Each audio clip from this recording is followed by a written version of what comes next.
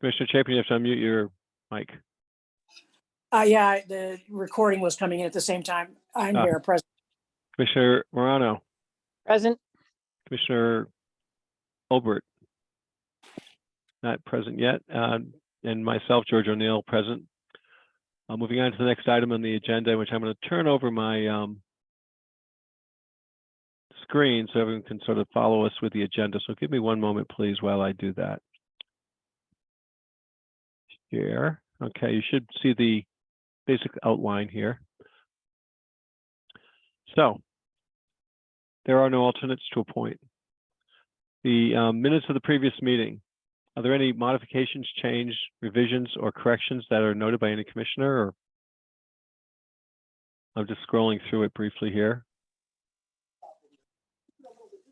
We covered a lot of ground. I will say that I didn't notice any changes. How about Commissioner? Hi, Dan. No, I didn't see anything. And Fran? I didn't see anything. All right, then. So the meeting minutes from the last meeting will stand as read, or as recorded. Citizens' comments on agenda items.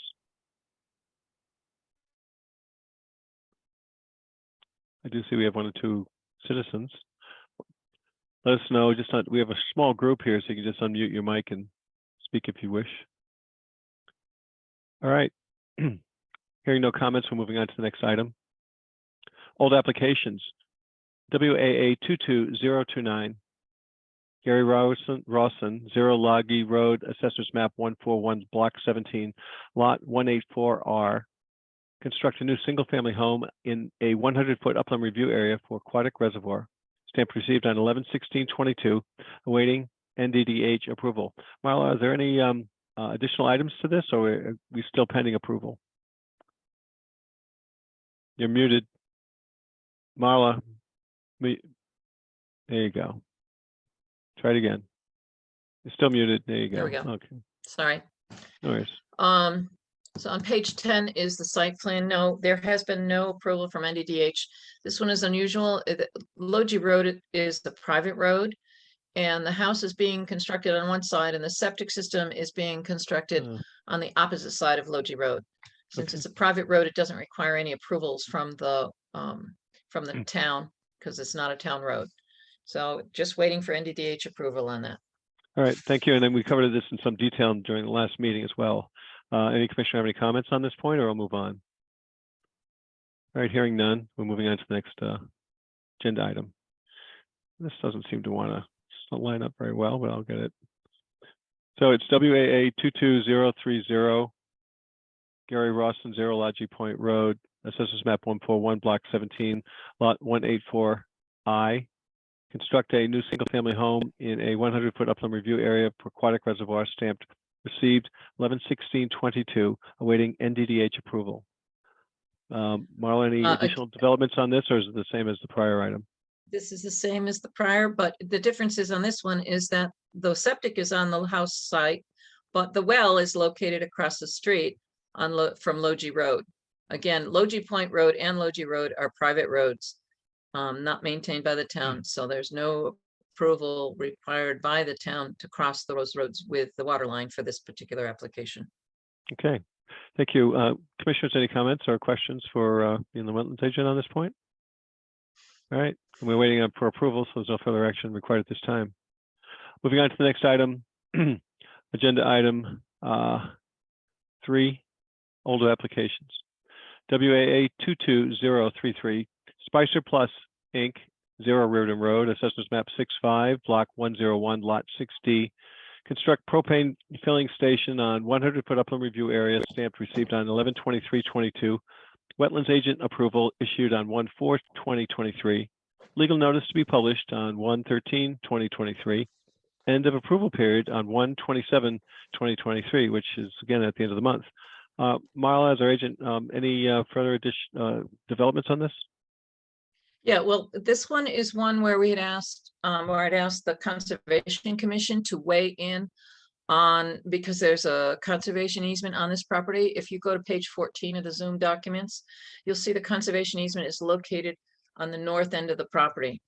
And this application originally came in and I was a little confused as to, they talked about phases, 2 phases. One was to install the propane tanks by themselves without any building on it. And the other was the phase 2 was the building and the parking.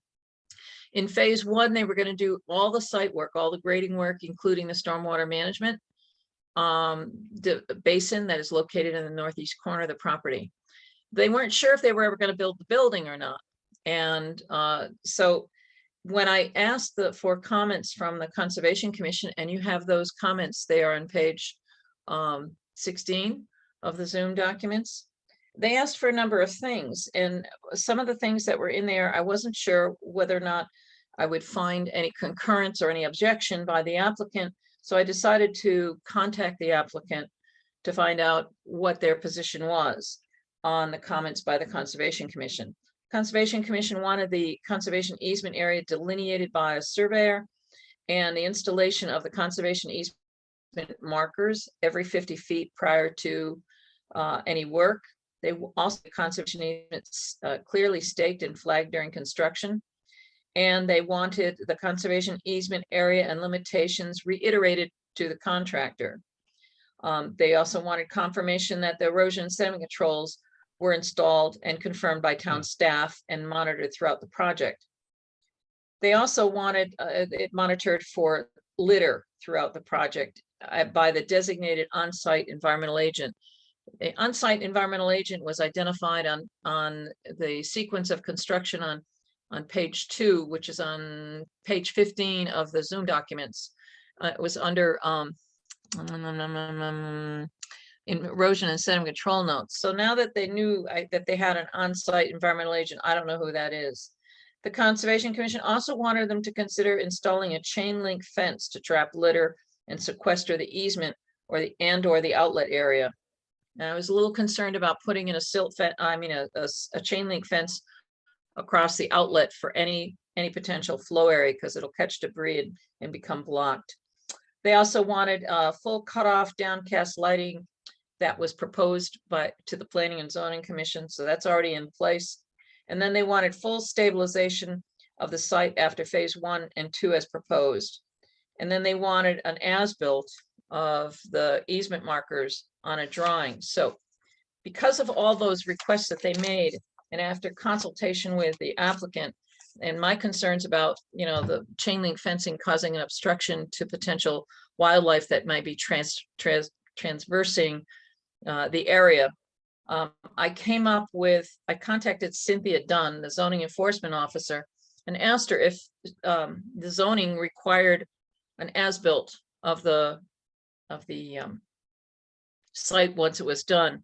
She thought it was, but in looking at the zoning regs, the zoning regulations say that she may require it, but it's not mandatory. So I decided that I would need to put in special conditions that are normally not put into my approvals. So if you go to page 17 of the Zoom documents and focus on the first 3 conditions. And these are not standard conditions for every permit. All the others after 4 on are pretty much standard conditions. But the first condition is prior to the initiation of construction, Spicer Plus Inc. will arrange for 1, a flagging of grading construction limits and the conservation easements, and 2, a pre-construction meeting to be held between representatives of Spicer Plus Inc., the on-site environmental agent referenced in the plans, the contractor performing the site grading work, and the Thompson Conservation agent and the wetlands agent to review the conditions and construction requirements. That's item number 1. That's to try to prevent any problems from happening in the beginning. And then number 2, prior to the completion of the proposed work on phase 1, Spicer Inc. shall erect the conservation easement markers using the medallions provided by the Conservation Commission at intervals no greater than 50 feet apart. The reason for installing them after they end up finishing their grading work is because they're going to need to have area access, and I didn't want the markers up and get knocked over. So I wanted to make sure that the markers got put up when I could be sure that they wouldn't get accidentally knocked over by equipment. And then 3rd, upon completion of the work of proposed phase 1, recalling that they might not build phase 2. They weren't sure whether they were going to build the building or not. So upon the completion of all the work on phase 1, which is the construction of the propane filling station with the associated grading for the stormwater management system, an as-built drawing that meets the standards established in the Thompson zoning regulations, Article 3C, Section 11, Certificate of Occupancy Use, that shall be submitted for review and approval by the Inland Wetlands Commission prior to the commencement of phase 2. So there's a distinction between phase 1 and phase 2. They have to complete phase 1 before they can, and provide the as-built before they can start phase 2, which is the building. And then such as-built will include the location of the conservation easement and the markers erected pursuant to condition number 2 of this approval. So that's been issued, and the legal notice will be published on Friday, this coming Friday, and the appeal period ends 2 weeks after that. Right. Thank you for the summary. And I No- see, I'm sorry, you're not done? No action required by the commission at this time. Right. It said agent approval, and we covered it in some detail in the last meeting. Thank you. New applications, there are none, so moving on here. Nothing after agenda was published? No None. changes? None? No. Extensions? None? No. Pending enforcement actions. Notice of permit violation VIOL 21036, permit IWA 20022, Mark Bear, 1227 Thompson Road, Assessors Map 116, Block 27, Lot 10. Grades not as authorized in modified plan approved by the Commission on February 9th, 2021. Status, where does it stand?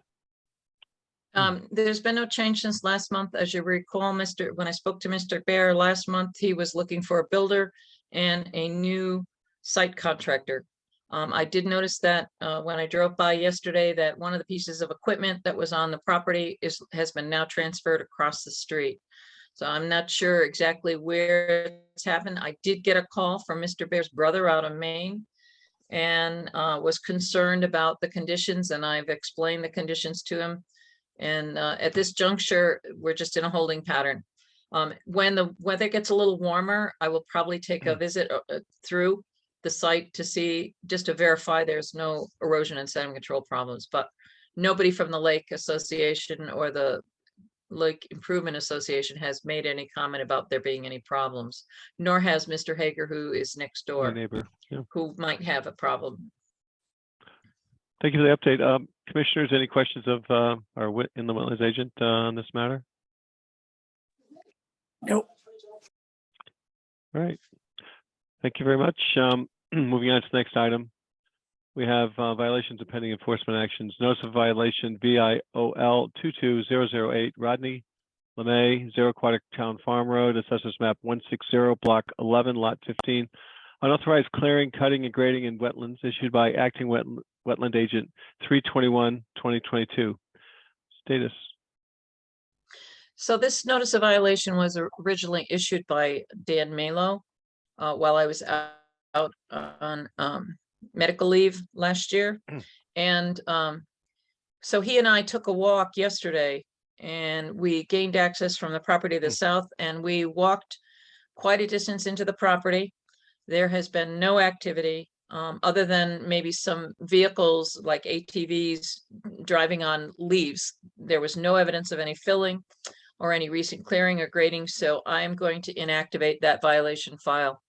I did not find any evidence of filling in wetlands at the time that Dan and I walked, and we walked for quite a distance into the property. So at this juncture, I don't see anything to pursue, and we'll Right. close the file. Great, thank you. So I take it there's no further action on this, so let's move on to the next item. Notice of violation by IOL 22031 Douglas and Roberta Gray, 0 New Road, Assessors Map 154, Block 3, Lot 2J, watercourse alternative causing flooding, issued 11/23/22. Status. Okay, when the last meeting that you had, you asked me to see what possible alternatives would be available for water flow.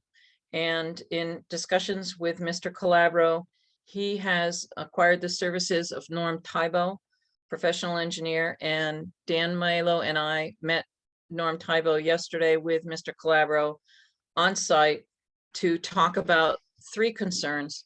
The first concern was the water flowing from the pond and the under drain near the septic system across his driveway and then down the driveway. So Norm is going to shoot the grades along the driveway to determine if he can establish a free flow channel of sufficient size based on the contributing watershed and the anticipated flows, whether or not that can be established in the 25-foot right-of-way that Mr. Calabro has for his driveway. Second item that he would do is he would develop a plan that shows, one, the location of the subsurface drain in relation to the septic system, which apparently the health department has no record of.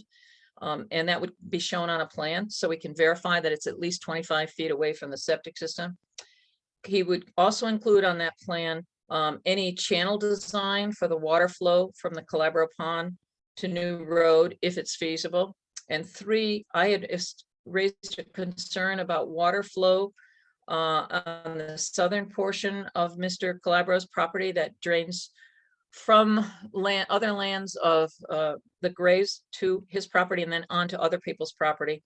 And the engineer is most likely going to propose some minor grade changes at the top of the bank to address the concerns that I raised about water potentially breaching that slope. Mr. Tybo said that he had needed some time to do that. And so I said, as long as he could submit that plan within 45 days, he'd either have to submit that plan or submit a permit application. As I said to Mr. Calabro, that the subsurface drain at the septic system was going to need an after the fact approval. So depending on what they find out at along the driveway, that is a water course and they would need an individual permit for that. And if it's feasible, then that would be what he'd come in with an application for. So in the meantime, the violation for the Grays, for Roberta and Douglas Gray, will be placed on hold pending the results of the submission of Mr. Calabro. In the meantime, it is my intention to monitor the channel along the Kennett property to see if it still can be considered a water course, even though it's not receiving the flow from Mr. Calabro's pond. It may have sufficient groundwater discharge to still be classified as a water course, at least along the driveway. The portions that are internal to his property, to the Gray's property, may not be, because here appears to be a lower water table there. So I'm just going to monitor for the next month or two to see whether or not there's any discharge of groundwater into that channel. And if it is, then I make the determination as to whether or not that should be classified as a water course still. But currently at this time, there's been no alterations to that channel along the Kennett's property. Okay, And thank that's you. the status right now. That's the status. Thank you. Commissioners Morano or Chapin, any questions of our in the wetlands agent regarding the progress on this violation? Dan? No, I have nothing. Okay. Fran? Nope. Great. I see. So that's pending enforcement action. Do we have any other further comments needed, or it sounds like we're making progress here. It sounds like there's a potential plan. If I understand what you said, it's Mr. Calabro's going to ideally have a channel along his driveway. Is that basically it? That's a short version. That's what we hope for. And there's a change in the grade near the rear of the Kennett's property, which has to be clarified as to whether or not he can get a free flowing channel, because it slows down and kind of pools just as you get to where our Pens are building their home. That's at 115 New Road. And that's also what's caused flooding into the Kennett property. Mr. Calabro said that Deb Kennett was wondering whether or not it could be piped as it went by her property, the water flow. And Mr. Calabro indicated that he didn't have the money to pipe it, and piping is very expensive. Okay. So it's not, at this juncture, it's not likely going to be piped, but they're trying to see if there's an alternative that's available. All right. And I see it appears that we have the Grays are present. Mr. or Mrs. Gray, would you like to comment? Hi, thank you. Yes, this is Roberta Gray, 131 New Road, Thompson. Marla, I was wondering if you could provide us with regarding the area along the driveway on the Kenneth property that you're going to be observing. Can you provide us with, just for education purposes, the criteria that you use to classify it as a watercourse or whatever it is that you're looking at? Yeah, so if you look at the inland wetlands regulations that are posted on the website, and you look under the definition section of watercourse, Mhm. that would be on page 7. Definition MM, watercourses means rivers, streams, brooks, lakes, waterways, ponds, marshes, swamps, bogs, and all other bodies of water, natural, artificial, vernal or intermittent, public or private, which are contained within or flow through or border upon the town or any portion thereof, not regulated pursuant, and the statute references to the tidal wetland statutes, which we don't have any in Thompson. Intermittent water courses shall be delineated by definition by a defined permanent channel and bank and the occurrence of 2 or more of the following characteristics. A, evidence of scour or deposits of recent alluvium or detritus. B, the presence of standing or flowing water for a duration longer than a particular storm incident. And 3, the presence of hydrophytic vegetation. All you need is 2 of those 3. Okay. And that's where that comes from, is a determination. So I just want to point out that that area that you're looking to observe, and we've taken pictures and talked about this, does receive from a pipe piped to that gully, does receive the water from the Kennett's property, from their gutter drain. That does Yes, get directed into have- that gully. Yeah, and that would only flow, that wouldn't flow for more than just a storm incident. That would be if it, and I've talked to Deb Kennett about it and suggested that she look into putting in a dry well for that. But that would only flow when it's raining because it's coming from the roof. It's not, it's the roof runoff. It's not like an under drain, like what's coming from Mr. Calabro's septic system. So that would only run in a storm instance. So that wouldn't classify as the flow. The flow would have to be something that would be discharged from the groundwater table.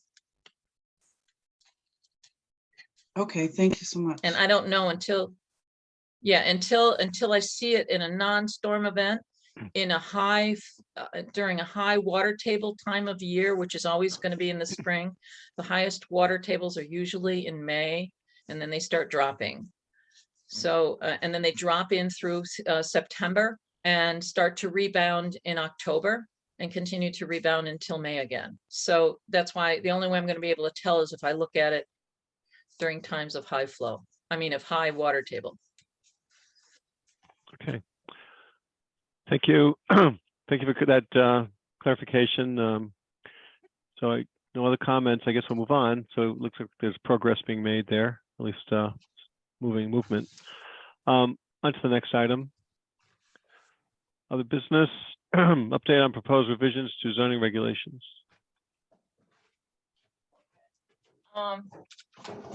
Give me a moment. Sure. I gotta get my paperwork out.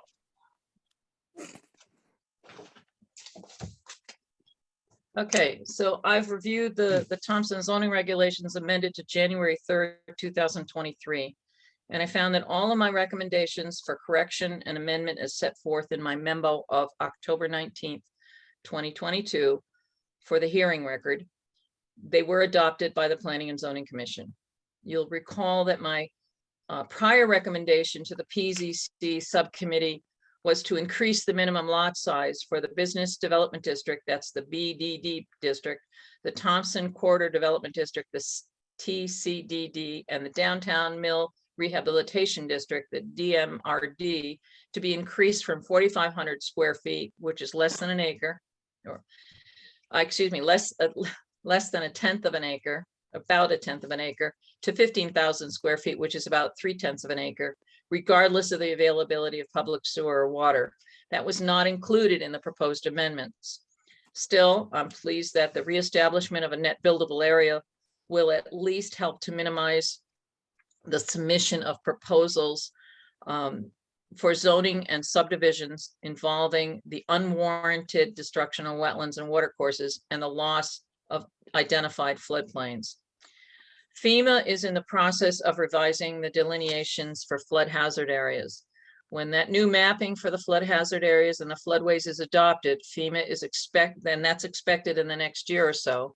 Thompson will need to revise its flood prevention ordinance, and which will force the Planning and Zoning Commission to comply with section 8-2I of the Connecticut General Statutes. That section states, whenever a municipality pursuant to the National Flood Insurance Program, 44 CFR Part 59 et sequa, is required to revise its zoning regulations or any other ordinance regulating a proposed building, structure, development, or use located in a floodplain, the revision shall provide for the restriction of flood storage and conveyance of water for floodplains that are not tidally influenced as follows.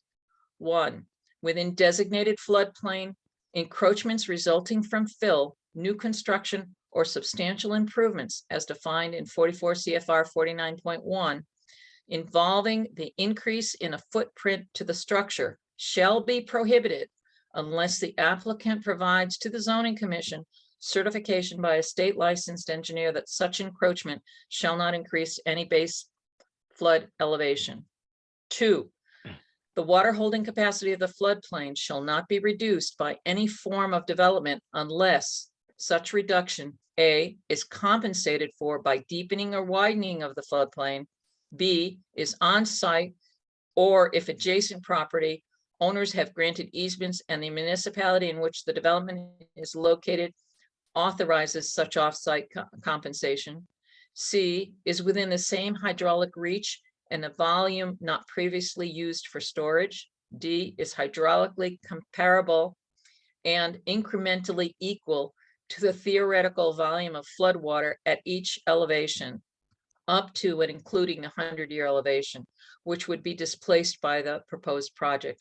And E, has unrestricted hydraulic connection to the same waterway or body. And 3, the work adjacent to the land subject to flooding, including work to provide compensatory storage, shall not result in any increase in flood storage velocity or stage.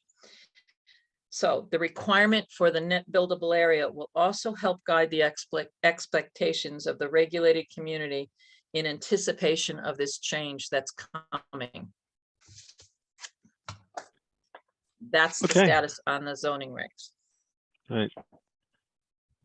Flood maps are changing. That's could make impact a lot of folks. All right. Any questions, commissioners? Hearing none. Moving on.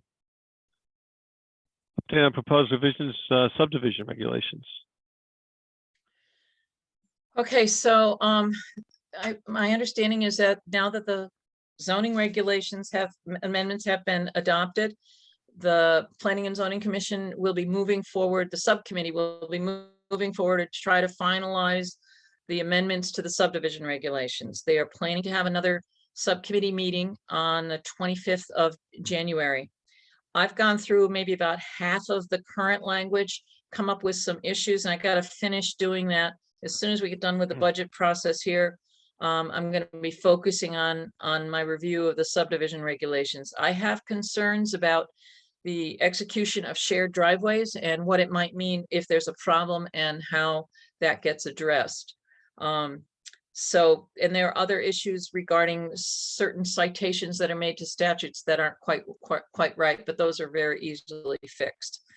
So my next focus in the next week we'll be focusing on the subdivision regulation review so that I can get my comments to the subcommittee before they meet on the 25th. Okay, thank you. All right, I hear no other comments. Moving on to the next item, the budget, FY23 budget. Is it that time already? Less than it was last month. Marla, I don't think I have the budget. Did you send it to me? I thought I did, You but may we're have, not to the but I'm budget not seeing it. report I'm not yet. seeing it. All right. Not seeing it in the documents. I was searching by your name and by wetlands, and I'm not finding it that way either. Okay. Well, while we're talking about, I can't really email it to you because I'm on a Zoom That's all meeting. right. I mean, I'll just So have to it's- report it out, but you can have it on, George, if you go to page 27 of the Zoom documents. I've got the budget. I'll forward it to you. Yeah. Fran. There's the worksheet. That's page 28. Okay. Yes, 28.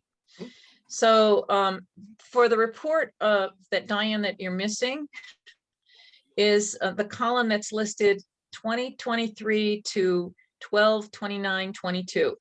So as of the end of last month, the amount spent was the salaries would have been 9,000 out of the 20 that was budgeted.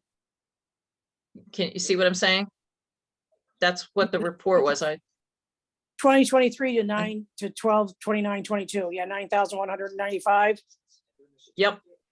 And the budgeted amount is the 20,487. So I haven't quite gone through half of it yet. That's because I owe the town time. I owe the town some hours, which I plan to use doing regulation reviews and drafting in the next month. So last month I mentioned to you that I think the town had to start thinking about the time when I could not be there. The last month or so, I've struggled with a knee problem that I've actually had to have fluid taken off of my right knee and cortisone shot, and it's made it difficult to do any field work. So as time goes on, the town has to think, and I'm now 70, so the town has to think about what to do when I plan to retire. I plan to stay, up for about a year, maybe at the most. So that means it's going to have to be able to fill that position, and you're not going to be able to fill it at the price that the town is paying me. So what I did is I think I sent to the commission members a number of bits of information about polling Other other towns? towns, Yeah, that I saw. information that I got from CCM, information that I was able to get off the internet. And there was a whole range of salaries or hourly wages, but there was also different towns lump and split functions. Some towns have the ZEO along with the wetlands agent. I don't recommend that because I think it's much better to have two separate sets of eyes looking at it rather than having the same eyes. So I'm not recommending that the town ever consider combining the zoning enforcement officer with the wetlands agent. It would have been much better if they have to combine functions, would be to combine the conservation officer with the wetlands agent. So I've been mentoring Dan and he's had experience in the past, but the pay that I get is not commensurate with what somebody with a college degree and experience in training should be getting. And so what I did is I did a couple of calculations. I came up with a couple of estimates. So in the pink column that you see there, what I was proposing was a 20-hour week at $31.50 an hour for 52 weeks. And the total cost for that salary, if everything else kept the same, would have been $32,000. Now that's a significant increase from the 20,000 that's currently in the budget. So the thing is that because it's such an increase, there would have to be a justification for that. I've left everything else exactly the same. The only thing that's changed is that I've been told that the salaries for the recording secretary and the wetlands agent or the wetlands officer will increase over the prior fiscal years by 2.25%. So the column in yellow at the end is no changes, but with the 2.25% increase in the salaries. Everything else remained the same. So it only goes up by about $1,000, a little over $1,000. If you compare the 2022 to the proposed one, those are the two yellow columns. What was actually authorized. So I think what I have to ask you is whether or not you want to have to support a higher rate of pay and a higher number of hours. Right now, I work 15 hours. I'm recommending that it goes to 20 hours as opposed to 15. Someone who walks into the job that's not going to have the skill set that I had is going to have to work a little bit harder to figure out how everything is going to work together and get everything done on time. I came to the job with a lot of skill sets with Microsoft Word. I've created all kinds of templates that make things a lot quicker and faster, created Excel spreadsheets for the applications to try to go to more more of an electronic accounting system. But I still keep the paper copies because I find that sometimes you get glitches and you don't realize what the glitches are until you get done. So I guess I'm going to have to ask you, what is your pleasure on this as to whether or not you want me to move forward? I can change the price per hour. Right now, the price per hour that I have for the suggested pink column is $31.50 per hour. If you move that down to $30 per hour, instead of being $32,760, it would be $31,200. And the increase would be a 37% as opposed to 42%. So I guess I'm looking at what your feeling is, how you want to go with this. So Because you are volunteers. Commissioners, what's your feeling on this, Fran? Well, it seems prudent. What Marla's suggesting seems prudent. I'm just wondering if down the road, if the conservation and wetlands are going to be merged and that job would be merged and give the person access to a bigger salary. That's the thought, actually. Right now, Dan can't make enough of a living on the Conservation Commission salary, and he's had to take a job in Woodstock as their zoning enforcement officer and wetlands agent. He makes a significant amount more money there than he does in Thompson, but he's only doing that. Look, Woodstock needed somebody. They were in a real pinch, and he needed more money because he wasn't getting enough in Thompson. So the idea is to combine, in my mind, would be to combine those two positions and make that a full-time position that would support somebody with the skill set to do both. That makes sense. Yep. So the hours, so you've got 19 hours, and the conservation position, is that similar, a 19-hour position? I believe, yes, I believe so. Actually, sorry, this is Amy oh, St. Ange, yes, just to correct. Dan was hired, he's 20 hours. He is eligible, and I believe he takes the health insurance. Okay. The plan when we hired Dan was because we knew Marla was considering potentially retiring at some point, was for Dan to potentially take on that role as well. So, Sure. Good. Yeah. We hope to keep him. We certainly don't want to lose him to Woodstock. Yeah. I guess from a budgeting standpoint, once you cross that benefits, that's what I was trying to get to. Thank you, Amy, for that comment.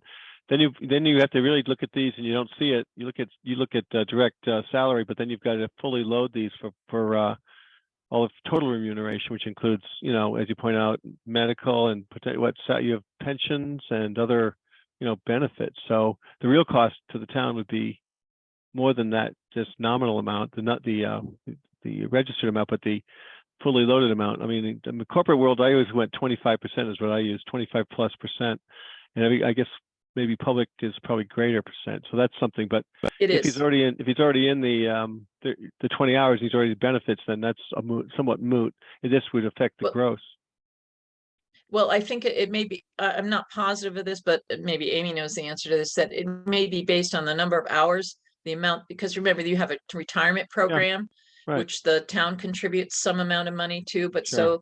so it, depending on how many hours you're working is going to depend on how much you get for the benefits. When I was at the Sure. state, they considered the benefits package 47% of the salary. Yeah. So if you, They're pretty so rich. your actual cost was 147%. Right. So, but if he has 20 hours already, which he would have to in order to have benefits, if the average time that people work is only 35 hours or 37 hours, then you wouldn't be looking at a 20-hour. And I can easily reduce these amounts to match whatever would make a full-time position, Right. to make it whole. Sure. Diane, any thoughts, comments? No, I mean, I think if that's the, it's gonna have to consider what his pay rate is currently. And as you said, there's the loaded labor rate to consider, but if he's already doing 20 and then we're just putting additional hours to him, I mean, I don't think that's by far an absurd number for bringing the skill set to the job. Sure. Yeah. And Amy, implicit in that, what is the normal? I was just going to ask Amy, what's the normal number of hours that a full-time position has? Say, what would say Paula have normally, or Well, Donna, or the assessor, or? Paula and Donna are the exception. They kind of run along the lines of the Public Works Department at 40 hours per week. Everybody else is anywhere from 32 to 35. Mhm. Anytime, any amount of hours after 20 hours is considered eligible for every benefit. Mhm. So, Okay. Good to know. So part of these questions are So beyond us, the- really. I mean, they're larger budgetary questions, aren't they? That's crazy. Yeah. Yeah. That's So the thing is you have to propose a budget. right. So, and you know that it can get cut back.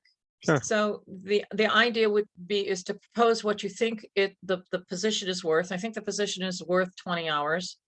I've been doing it at 15 and have been struggling to get everything done because there is no, we work off a recording secretary. We don't have a clerical that basically, answers the phones and takes people's questions. Kinds of things that Donna used to do years ago when the offices were a little combined in a little different way. And so the person who's at that position is actually doing some office work, meaning administrative work, Right. typing work, and that kind of thing. And if there was another position there where you had like a floating clerical or something like that, Right. that could move and do all those other options that office work needs to be done. It might be that you don't need the 20 hours, but I do think it warrants 20 hours, and particularly with the intent of the Planning and Zoning Commission to move forward with increased development in town with smaller lots and that kind of thing, because Right. there's going to be more business coming through. Sure. Well, I think another benefit that incorporates all those elements is there'll be some synergies achieved if you did combine them. And as First Selectman points out, that the long-term plan was to merge these two. So I think this is simply consistent with that objective. The actual number of hours, that's something that needs to be worked out, right? But at least 20 hours or something close to it probably makes a lot of sense, if not more. So at this point, do we have to put this through, or do we have a Yep. separate meeting with the management to decide if how they want to go into this, or what's our next step? We've done this a few times in the past. Well, typically what I do is I'll present whatever it is that you want me to move forward with, and then there will be a meeting with the Board of Selectmen, and to try to claim to justify what we're asking for, Sure. or what the commission is asking for. And then from that, the Board of Selectmen can make their decision to knock it back to, as long as they have all the Right. details of, what the costs are, they can make those changes as long as we can provide them with the information. Now, it may be that they don't want to go at $31.50 an Whatever. hour. It may Yeah, be that's that they don't want to go at $30 an hour. It Whatever. may be that they Yeah. don't want to go at, you see Whatever. what I'm saying? Got it. Yeah. But you can make the offer, and then they can decide how they want to approach it. Yeah. so we can make recommendations. So do we have to vote on this, or can we just, unless there's objection, does it require, do we normally have a vote? I don't recall, do we have a vote on this in the past? I don't recall we do.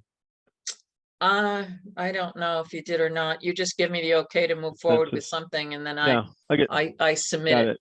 All right, so I guess other commissioners, and unfortunately Commissioner Overt is not with us as he is ill this evening.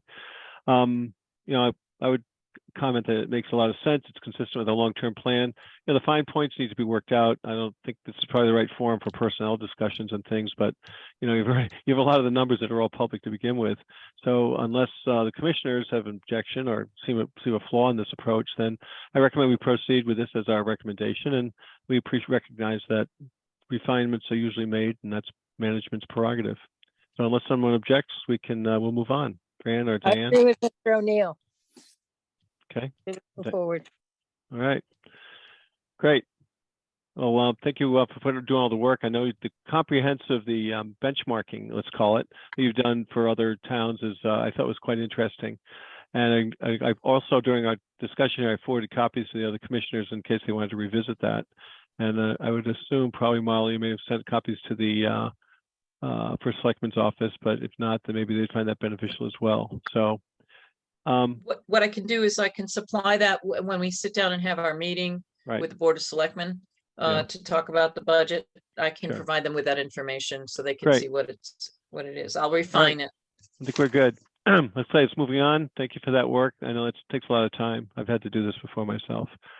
Approval of contributory support Eastern Connecticut Conservation District for FY 22 to 23. So how much should we contribute? As you recall, the current fiscal budget, the approved budget, does allow for $1,000 to go to Eastern Connecticut Conservation District as contributory support. We do it the commission does it every year. We just received an invoice from the Eastern Connecticut Conservation Commission requesting that contributory support. And so since it's over $100, I don't have the authority to sign off, even though it's in your budget. You have Right. to do a motion Vote. to approve the expenditure of $1,000. Right. All right. So it's easy to spend someone else's money, but do I have a motion to spend this? We've done this every year as far as you can recall back, right, Marla? Yes. All right. Yes. Do I have a As long motion as I've to been here. approve the $1,000 contribution to the Eastern Connecticut Conservation District for FY 22-23? Diane or Fran?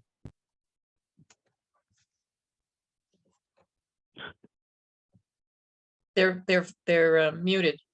Oh, I'm sure they're trying to say yes, but do we have a motion I to make approve? the the motion contribution? to approve the funding of $1,000 for the Eastern Connecticut Conservation District. Thank you, Fran. And do I have a second? Yeah, I think this is nuts actually, but I will reluctantly second it. Okay, if motion made and seconded to approve contribution support for the Connecticut Conservation District. Any discussion? All right, Yeah, I'll discuss. I don't understand why we contribute to them every year, you know, why don't they have their own budget, but okay. I mean, it seems like that's the So- precedent already in our budget for it, so. Let me try to give an explanation about what the Eastern Connecticut Conservation District does. Right. They provide assistance to citizens on an as-needed basis. They also do a lot of the watershed planning. They don't get they don't get much state money. There was a time when they used to get a statutory stipend of, I don't know, it was like $13,000 or $29,000. And the legislature changed all that. And you know that $60 that goes in to the state of Connecticut for land use decisions, that's part of the $110 of the application fee. 60 of that goes automatically to DEEP. And it was originally supposed to have been transmitted back to the conservation districts to promote education and conservation and do these kinds of studies like the French River watershed study that was done, the watershed planning study that was done a year or two ago. And as time went on, other people looked at that pot of money and they said, oh, we could use it for here and over there. And before you knew it, the districts weren't getting the money like they were before. And so the districts actually supply, they did more in the past. They haven't done as much lately. They used to do a lot of educational programs. In fact, they used to do a lot of the training programs for wetlands. They would do all the support work for that. And they don't do that anymore. And a lot of times I used to have better contact when Judy Rondo was there, but I haven't had a lot of contact with him in recent times. So they do have an annual report, and I can send you the link to their annual report where they say what they do. But Eastern Connecticut basically is the entire eastern part of the Connecticut. So they do stuff along the coastline, and they do stuff not as much up here as they do on the coastline. But most towns, a lot of towns give them support in order to let them keep running. Otherwise, they can't do anything. I mean, they won't have any money to do anything. All right. So I'll send you that link to their annual report so you can see what they do. Okay. Okay, you know, thank you. go I ahead. mean, my you know. problem was government at large. I mean, I'm not a believer in this. There was money put aside for them. Somebody else stuck their hand in there, but we're still sending them the money. So to me, that's a government at large issue that I would be probably opposed to. However, this is in our budget. We budgeted for it. So that being said, I will stick with my second. All right. Okay. Oh, you know, if it's still in discussion, you know, part of this could be, you could include a cautionary note or a cover letter with our contribution and tell them, says, you know, we haven't heard much from you lately. COVID's over. So would you, maybe we have to do a little marketing to remind everyone, you know, to help so that we know what we're doing. So maybe we won't put it in our budget, or if we do put it in the budget, maybe it won't get allocated next time.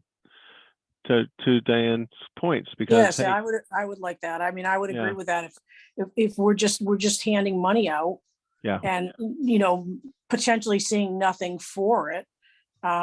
Because they're not getting funded by money that was supposed to be allocated to them to begin with, because there are criminals in our government that are just putting their hands in it and making their brothers and sister-in-laws rich. So yeah, I think a reminder note to them that they should be serving the town, and you know, where are you would not be out of order.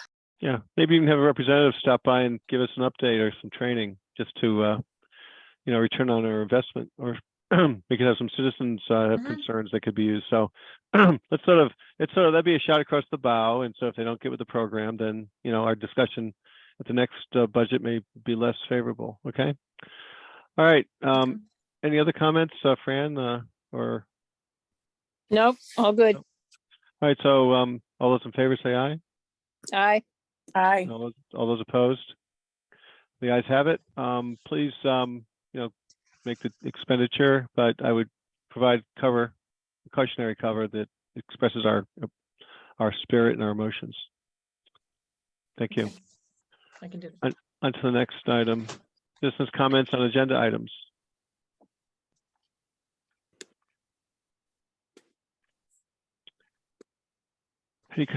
Any other, you know, we don't have an awful lot, but okay. No, I don't know, it's going once, going twice. Okay, moving on. Valerie Clark has her hand raised. Oh, okay. I didn't see it, but Valerie, Yeah. you're recognized. Thank you. I just want to say that I think Commissioner Chapin's gut reaction to this agenda item of adding $1,000 to the district where we may or may not be receiving services that may or may not have been intended to be paid for by the town as opposed to other fees from somewhere else. I think that reaction was in line with my feeling. I think the fact that we get invoiced for this is almost offensive, but in any case, I mean, I don't like being invoiced for a donation. So thank you. All right. Thank you, Ms. Clark. All right. Thank you, Amy, for seeing that. I didn't see it on Mike's screen. All right. No other items. We'll move on. No other comments. So budget and expenditures. I'm sorry that I did not get to Diane. I thought I sent it to her, but I apparently did not. So doesn't have anything to report right now, other than what you saw on the budget, the budget proposal. So we haven't used half of it yet. Right, we're halfway through the year, so, or the fiscal year. Wetlands agent report. But we have to, there's nothing Right, to so, vote on. No. No report. Uh, Okay. I plan to finish my review of the current regulations version of the subdivision regulation amendments next week. As soon as that review is completed, I expect to focus on finishing draft amendments to the inland wetlands regulations and hopefully get that done by the end of February. I have created an Excel spreadsheet that identifies the processing costs associated with various types of applications and the petitions that are propose a fee schedule that complies with the Inland Wetlands Act. Means you can charge a fee to cover your costs. This will be sent to you via email for your review and comment shortly. I hope to present a proposed fee schedule for the February meeting for inclusion in the draft regulation amendments. Recording Secretary Gloria Harvey has completed downloading all the IWC Zoom meeting recordings beginning in May of 2020 onto a 64 gigabyte flash drive, and will add other Zoom recordings as they occurred. Gloria will next be working on filing the backlog of papers that I have. While I was getting ready for this meeting, George, you had asked me a question of how long can the commission do Zoom meetings? Right. And since I developed my wetlands agent report, I've done more research, and I have come up with Public Act 22-3.